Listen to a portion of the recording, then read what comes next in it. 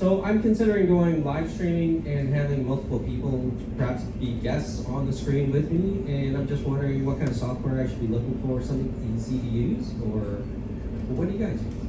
All right, that's a great question. I think, Tony B, you got to take that one, baby, because Tony is an expert at live streaming.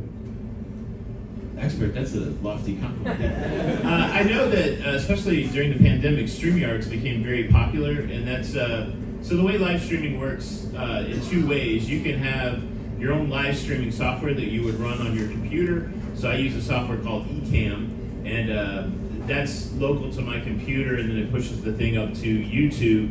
But sometimes that's not the easiest way to deal with it, and there's other services like StreamYard that lives in the cloud. And so it's going to connect to your computer, and I find that those are really good for interview type scenarios. You have a little less control about how you set your streams up, and they're getting a little better than that, but it's also really affordable. And I know a lot of people out here, I don't know, does anybody use StreamYard for their live stream? Yeah, so it's very popular, right? And it's easy to do interviews, and there's really no big financial commitment. So I would look into StreamYards, and then I'm sure there's a lot of stuff on YouTube that talks about it. I'll add on to that. Yeah.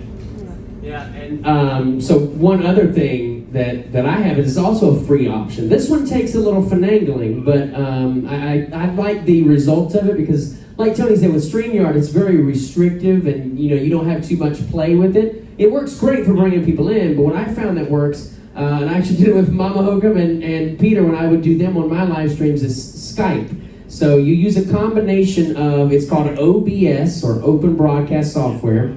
It's a free download, and then you, through lots of YouTube tutorials and how-tos, you're able to link Skype and get that to play inside of OBS. So whenever I would do my live streams and Mama Hocum would be in there, or any guest, that's what it is. They're just on a Skype call, and the OBS software is basically capturing that Skype call and putting it into the software. Yeah.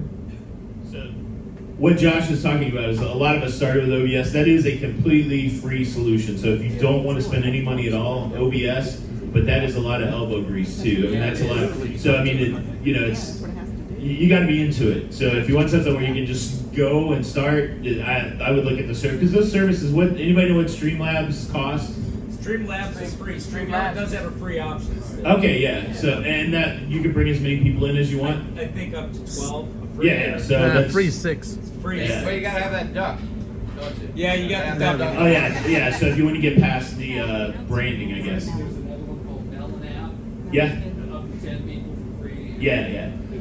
Yeah, it's wild now with the rise of remote work and stuff during the pandemic. A lot of companies went with this streaming software. So it's really it's really an easy thing, and I would recommend it. A good way, like if you want to get view time on your channel, right? So it depends what your goals are, but if you're trying to strive toward getting that 1,000 or 4,000 watch hours, that kind of thing, a nice 1 hour stream that people are engaged in and watching, that'll help move that number up, opposed to trying to make a bunch of 3-minute videos, that kind of thing. So it just depends what your goal is and where you're at in the journey, but streaming is a good way to do it. It's also a really great way to build community, so it's good that way. Jamie? I'm a little old school. I use OBS. I still use OBS, but if you ever watch our live stream, it's rare and almost never that we bring anyone else into it. It's so much extra work to do, and sometimes you don't always get what you think you're going to get out of it. You can bring in somebody else to be on your stream. A smaller channel can bring in a larger channel, and with the hopes that you're going to get an extra 100 people watching. Well, that doesn't always happen. You may only just get a couple extra people, maybe you get more people watching on the replay later.